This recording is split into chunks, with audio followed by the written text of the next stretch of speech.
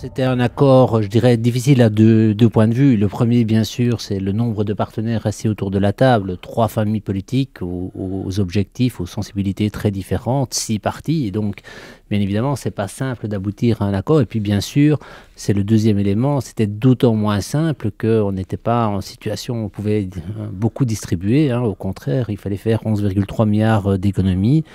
Et donc des négociations ardues, difficiles, à la fois ponctuellement et bien sûr aussi sur un certain nombre d'éléments de réformes structurelles qui étaient une forte demande côté néerlandophone et plus généralement des côtés des partis de centre droit. Alors du côté du roi, on a manifestement joué la bonne carte en temporisant vis-à-vis de la nouvelle demande de démission d'Elio Di Rupo, puisque finalement on aboutit à un accord.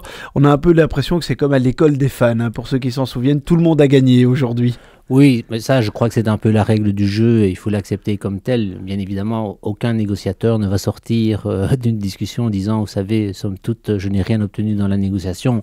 Donc ça, c'est le jeu. Les socialistes vont souligner que, bien sûr, ils ont maintenu l'indexation automatique des salaires. Les libéraux vont souligner qu'on a fortement réduit ce qu'on anticipait sur les voitures de société, que le passage à 8,5 € pour les chèques services commencera qu'en 2013, qui sont toujours déductibles fiscalement. Donc ça, je dirais que ça fait partie du jeu. Ce qui est plus fondamental, c'est bien sûr de voir le contenu. Alors au niveau du contenu, si on fait les comptes, on a plus travaillé sur les dépenses, à les limiter, qu'à engendrer de nouvelles recettes. Ça, c'est clairement un compromis du formateur vis-à-vis des libéraux.